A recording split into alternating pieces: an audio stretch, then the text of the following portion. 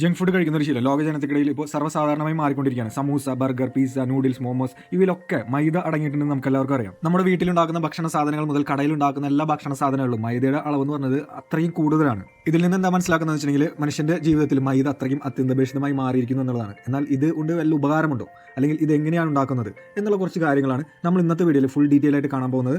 വീഡിയോയിലേക്ക് പോകുന്നതിന് മുമ്പ് റിക്വസ്റ്റ് നിങ്ങളുടെ മുമ്പിൽ വെക്കുകയാണ്, നമ്മുടെ ചാനൽ സബ്സ്ക്രൈബ് ചെയ്യാനും അതുപോലെ തന്നെ സപ്പോർട്ട് ചെയ്യാനും മറക്കരുത്.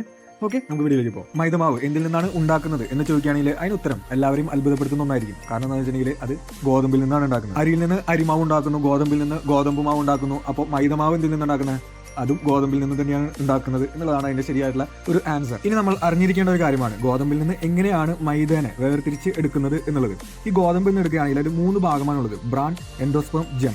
ഈ ബ്രാൻ എന്ന് പറയുന്ന ഒരു ഭാഗമുണ്ടല്ലോ, അതാണ് ഈ ഗോതമ്പിന്റെ മേൽ ഭാഗം. അതായത് ആ ഭാഗത്തിൽ antioxidants, vitamin B, fibres ഇവയൊക്കെ ധാരാളമായിട്ട് അടങ്ങിയിട്ടുണ്ട്. അത് മറ്റൊരു ഭാഗമാണ് ഉള്ളിലുള്ള ഭാഗം. ജെം എന്ന് പറയുന്നത് ഇവിടെ വൈറ്റമിൻ ബി ഉണ്ട്, പ്രോട്ടീൻ ഉണ്ട്, മിനറൽസ് ഉണ്ട്, ഹെൽത്തി ആയിട്ടുള്ള ഒരുപാട് കാര്യങ്ങൾ ഉണ്ട്. എന്നാൽ ഇതിന്റെ നടുഭാഗത്ത് ഉള്ള ഒരു ഇതിനെ പോർഷനെ പറയുന്ന പേരാണ് എൻഡോസ്പേം. ഇവിടെ മെയിനായിട്ട് അടങ്ങിയിരിക്കുന്നത് കാർബോഹൈഡ്രേറ്റ്, സ്റ്റാർച്ച്, ഒരു ഉപകാരമില്ലാത്ത, അല്ലെങ്കിൽ നമ്മുടെ ശരീരത്തിന് ശരിക്കും പറഞ്ഞാൽ കഴിച്ചതുകൊണ്ട് ദോഷമല്ലാതെ ഒരു ഉപകാരമില്ലാത്ത ഒരു സ്ഥലമാണ് ഈ എൻഡോസ്പേം എന്ന് പറയുന്ന ഒരു ഭാഗം. ഈ ഒരു ഭാഗത്തിനെയാണ് ശരിക്കും പറഞ്ഞാൽ വേർതിരിച്ചെടുത്ത് മൈദ ഉണ്ടാക്കുവാനായിട്ട് ഉപയോഗിക്കും. അടുത്തൊരു കാര്യം എന്ന് പറഞ്ഞിട്ടുണ്ടെങ്കിൽ നമുക്ക് ഇതിന്റെ ഒരു ചെറിയൊരു പ്രോസസ്സിംഗിലൂടെ പോകാം. എങ്ങനെയാണെന്ന് വെച്ചിട്ടുണ്ടെങ്കിൽ ഗോതമ്പ് ഓയിൽ നിന്ന് ഗോതമ്പിനെ കളക്ട് ചെയ്ത് പലതരത്തിലുള്ള മെഷീൻസിലൂടെ കടത്തിവിട്ടിട്ടായിരിക്കും ഒരു ഫാക്ടറികളിൽ ഗോതമ്പിനെ ശുദ്ധീകരിച്ച് ക്ലിയർ ചെയ്തെടുക്കുക. അതിലുള്ള എല്ലാ തരത്തിലുള്ള കല്ല്, മണ്ണ് അല്ലെങ്കിൽ മറ്റെന്തെങ്കിലും തരത്തിലുള്ള പൊടികളുണ്ടെങ്കിൽ അതിനൊക്കെ എടുക്കുന്നത്, അതിനെ ക്ലീൻ ചെയ്തെടുക്കുന്ന പലതരത്തിലുള്ള പ്രോസസ്സ് ഒരുപാട് മെഷീൻസ് വഴിയിട്ടാണ്. ഇതിൽ നിന്ന് ഗോതമ്പ് പൊടി എടുക്കുക എന്ന് പറഞ്ഞിട്ടുണ്ടെങ്കിൽ അത് കുറച്ച് സിമ്പിൾ ആയിട്ടുള്ള ഒരു കാര്യമാണ്. എന്നാൽ ഇതിൽ നിന്ന് മൈദ എടുക്കണം, അതായത് നമുക്ക് ആ ഒരു എൻഡോസ്പേമിനെ ഈ ബ്രാനിൽ നിന്നും ജെമിൽ നിന്നും വേർതിരിച്ച് എടുക്കണമെങ്കിൽ അതിന് ഒരു പ്രത്യേകതരം ഒരു വേ ആണ് ഈ ഫാക്ടറികളിൽ ഉപയോഗിക്കുന്നത്. എങ്ങനെയാണെന്ന് വെച്ചിട്ടുണ്ടെങ്കിൽ ക്ലീൻ ചെയ്തെടുത്ത ഗോതമ്പിന് ഒരു പ്രത്യേകതരം ടെമ്പറേച്ചറിൽ ഇവർ കീപ്പ് ചെയ്യുകയാണ്. ഏകദേശം ഒരു 12 to 14 മണിക്കൂർ ഒരു വെള്ളം നനച്ചിട്ട്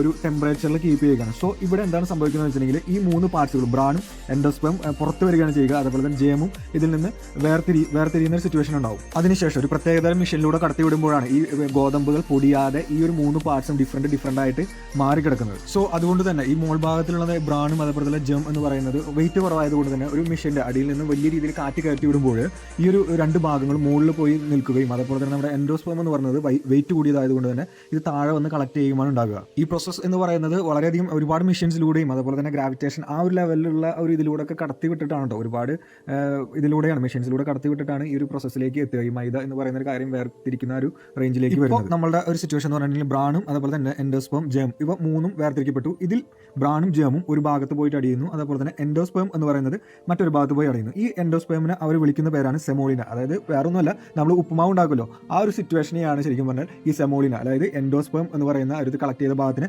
പറയുന്നത്. ഇനിയും ഇതിൽ നിന്ന് മൈദ ഉണ്ടാക്കണമെങ്കിൽ ഇനിയും ഇത് മില്ലിലേക്ക് അയക്കണം, മറ്റൊരു മില്ലിലേക്ക് അയച്ച് അവിടെ നിന്ന് ശരിക്കും പറഞ്ഞാൽ റോൾ ചെയ്തെടുത്ത് ഒരുപാട് ക്രഷ് ചെയ്തതിന് ശേഷമാണ് ഇത്രയ്ക്ക് നൈസ് ആയിട്ടുള്ള മൈദ വരുന്നത്. ഈ മൈദ എടുക്കുമ്പോൾ ചില കമ്പനികൾ മൈദ നൈസ് ആകുവാനും അതുപോലെ തന്നെ നല്ല കളർ കിട്ടാനുമായിട്ട് പെറോക്സൈഡ്, പൊട്ടാസ്യം ബ്രോമൈഡ് ഇതുപോലത്തെ കെമിക്കൽസ് ആഡ് ചെയ്യുന്നുണ്ട്. ഇതൊക്കെയാണ് ശരിക്കും പറഞ്ഞാൽ നമ്മുടെ ശരീരത്തിന് ദോഷകരമായിട്ട് മാറുക. ഒറിജിനൽ മൈദ എന്ന് പറയുന്നത് ശരിക്കും പറഞ്ഞാൽ അത്രയ്ക്കും വൈറ്റ് കളർ ആയിരിക്കില്ല, ചെറിയൊരു ബ്രൗണിഷ് കളർ ആയിരിക്കും. എന്നാൽ ഈ ഒരു കെമിക്കൽസ് ഒക്കെയാണ് ശരിക്കും പറഞ്ഞാൽ വൈറ്റ് കളർ എന്ന് പറയുന്ന ഒരു ഇതിലേക്ക് മൈദയെ മാറ്റുന്നത്. ഈ മൈദയുടെ ഒരു ഇതെന്ന് വെച്ചിട്ടുണ്ടെങ്കിൽ ഇത് ഉണ്ടാക്കുന്ന ഓരോ ഇത് വെച്ചുണ്ടാക്കുന്ന ഓരോ ഫുഡുകളും അത്രയ്ക്ക് ടേസ്റ്റി ആയിരിക്കും. അതുപോലെ തന്നെ നമുക്ക് ഏത് ഷേപ്പിൽ വേണമെങ്കിലും ഉണ്ടാക്കാനായിട്ട് സാധിക്കും. എന്തുകൊണ്ടാണെന്ന് വെച്ചിട്ടുണ്ടെങ്കിൽ മൈദ അത്രയ്ക്ക് നൈസായിട്ട് പൊടിക്കുന്നത് കൊണ്ടും അതുപോലെ തന്നെ അതിലുള്ള കെമിക്കൽസ് കൊണ്ടുമാണ് നമുക്ക് ടേസ്റ്റി ആയിട്ടും അതുപോലെ തന്നെ ഏത് ഷേപ്പിൽ നമുക്ക് ഉണ്ടാക്കുവാനായിട്ട് സാധിക്കുക. ഇവിടെ നമ്മൾ ശ്രദ്ധിക്കേണ്ട ഒരു കാര്യം എന്ന് വെച്ചിട്ടുണ്ടെങ്കിൽ ഈ മൈദയിൽ ആഡ് ചെയ്യുന്ന ഈ കെമിക്കൽസ് കൊണ്ട് ഈ മൈദയിൽ ഉണ്ടാകുന്ന ഒരു കെമിക്കലാണ് അലോക്സോൺ എന്ന് പറയുന്ന ഒരു കെമിക്കൽ. ഈ ഒരു കെമിക്കലിന്റെ പ്രത്യേകത എന്ന് വെച്ചിട്ടുണ്ടെങ്കിൽ ഇത് കഴിക്കുന്തോറും നമ്മുടെ ഷുഗർ ലെവൽ ഇൻക്രീസ് ആകും എന്നുള്ളതാണ്. വളരെ സിമ്പിൾ ആയിട്ട് പറയുകയാണ്, ഷുഗറിന് വേണ്ടിയിട്ട് നമ്മൾ മരുന്ന് കണ്ടെത്തണമെങ്കിൽ ആദ്യം നമ്മൾ പരീക്ഷണം നടത്തുക, മനുഷ്യർ പരീക്ഷണം നടത്തുക എലിയിലാണ്. സോ എലിക്ക് ആദ്യം ഷുഗർ വരണം, എന്നിട്ട് വേണം അതിൽ നിന്ന് മരുന്ന് കണ്ടെത്തണമെങ്കിൽ. സോ ഇതിന് വേണ്ടിയിട്ട് സയന്റിസ്റ്റുകൾ ഉപയോഗിക്കുന്ന ഒരു കെമിക്കലാണ് അലോക്സോൺ എന്ന് പറയുന്ന ഒരു കെമിക്കൽ. ഈ കെമിക്കൽ കുത്തിവെച്ചിട്ടാണ് എലിക്ക് ഷുഗർ വരുത്തുക.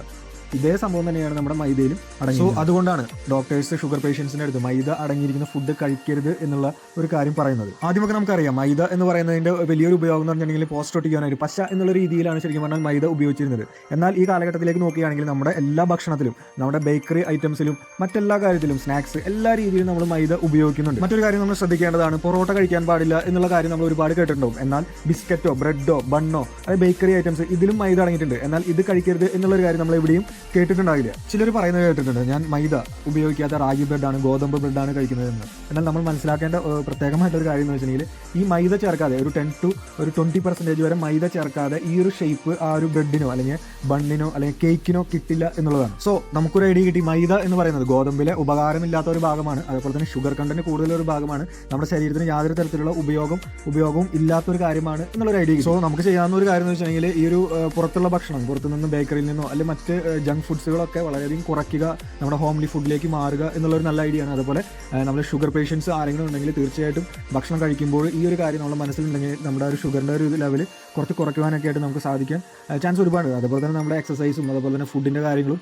കൂടുതൽ ശ്രദ്ധിക്കുന്നത് നമ്മുടെ ഹെൽത്ത് റിലേറ്റഡ് ആയിട്ട് നമുക്ക് ഒരുപാട് ഉപകാരമാകുകയും ചെയ്യും. ഓക്കെ, ഈ ഒരു വീഡിയോ നിങ്ങൾക്ക് എല്ലാവർക്കും ഉപകാരപ്പെട്ടെന്ന് വിശ്വസിക്കുകയാണ്. തീർച്ചയായിട്ടും മൈദ ഇഷ്ടപ്പെടുന്ന അല്ലെങ്കിൽ പൊറോട്ട ഇഷ്ടപ്പെടുന്ന നിങ്ങളുടെ ഫ്രണ്ട്സിന് ഈ ഒരു വീഡിയോ ഷെയർ ചെയ്യാൻ മറക്കണ്ട. അടുത്തൊരു വീഡിയോയുമായി കാണുന്നവരെല്ലാവർക്കും താങ്ക് യു.